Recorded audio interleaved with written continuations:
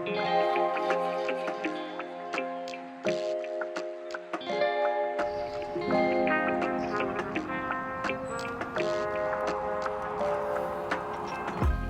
holidays, a time to break out the cardboard boxes, dismantle the bikes, and go in search of new trails a little further afield.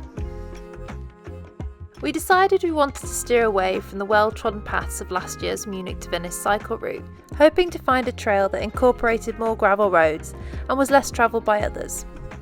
So we turned to bikepacking.com for inspiration and scoured affordable flights on Skyscanner. That's when we came across flights to Montenegro. I'd visited once before on a road bike, but only stuck to the coastline. After some Googling, we came across a website, some 10 years old, that detailed 5 national routes around Montenegro that were made for cyclists to tour the country on gravel and back roads. We couldn't find any recent reviews of the routes, so we used the original write-up to plan a circular trail, starting and finishing in the capital Podgorica. Which brings us here to day 1.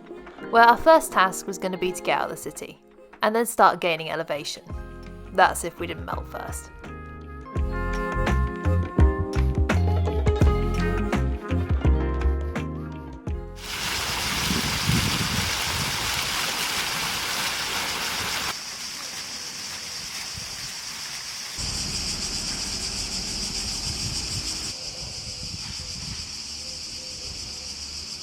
Check out where we've got to go.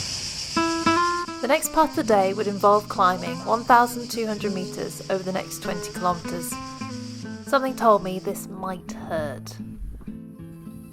So, just starting the climb. There's apparently 7 switchbacks to count. And it's just a matter of grinding it out. I've promised myself a sour worm gummy every 20 minutes. Might make that 15. Depends on how we go. Let's see.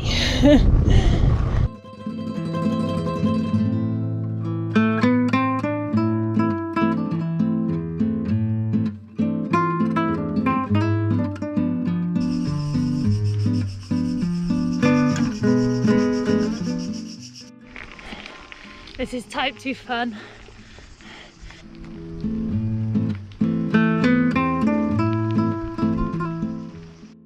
Screw one every 20 minutes. I'm going to finish the packet.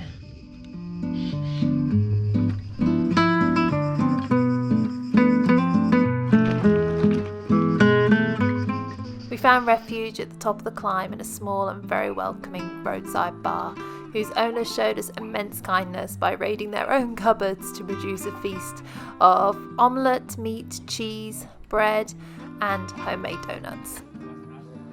Oh, and this is Leah, who was also very keen on pancetta. We asked the owners of the bar if there was anywhere locally that we'd be allowed to camp, and they said that we were welcome anywhere on the mountain. So we came across an uninhabited chalet and pitched our tent for the night.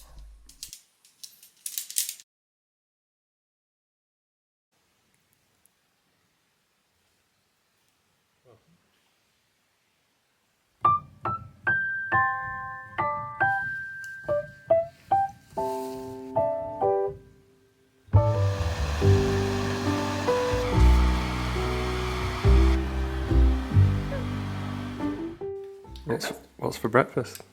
This is expedition breakfast, and it's got an apple on the front, so I'm guessing there's apple in it. Yeah.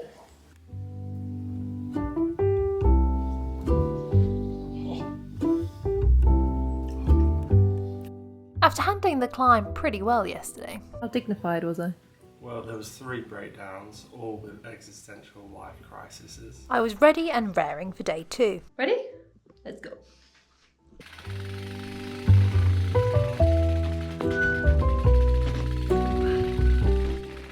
So we are initially going to go back on ourselves just about 150 metres because the cafe that we stopped at last night and were so generous to us, they have a tap, so we can fill up our water bottles before we get going, because today is going to be a little bit more remote, so there's not going to be so many opportunities, we don't think, to fill up. So we want to make sure we've got plenty of water because it got hot yesterday. Good morning.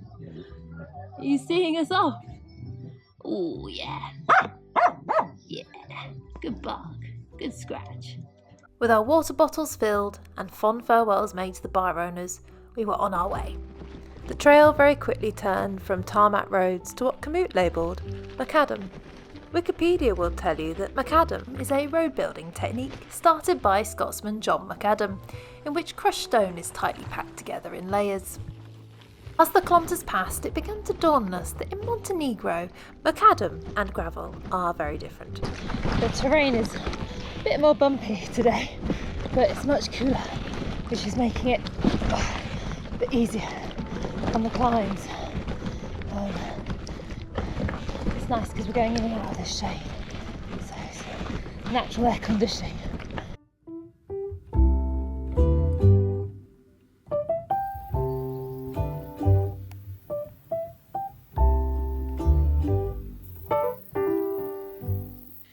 Much needed refuel. This take bar melted yesterday, but it's now solidified again, so it's a lovely gooey mess.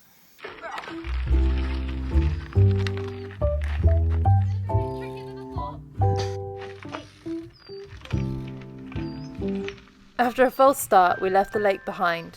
The route would once again rise sharply for the next 3 kilometres, the terrain becoming less friendly for our gravel bikes.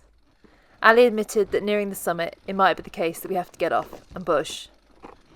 Though we made it, and so we're celebrating with jumbo peanuts and a bench. We found a bench.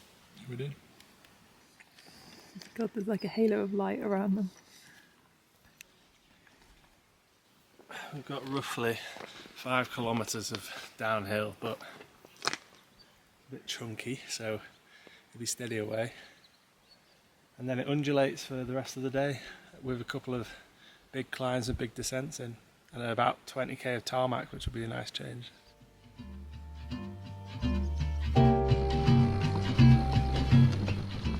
As the day went on, it started to become apparent that the miles we planned for the day might be a bit ambitious. The terrain was difficult and unpredictable. Canute was unable to give us a detailed picture of what the road ahead would be like, and after we'd spoken to some locals, they had indicated that it might be tough going further ahead. So we made the tough call to descend from the mountains for the evening.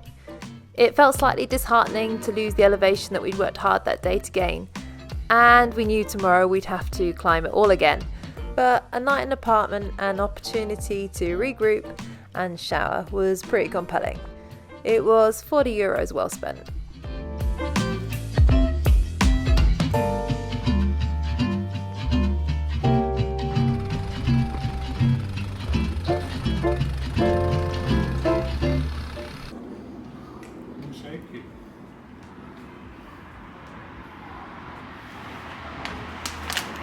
And that was the start of our adventure. Thanks for watching, folks, and hopefully see you next week as we continue on the trail.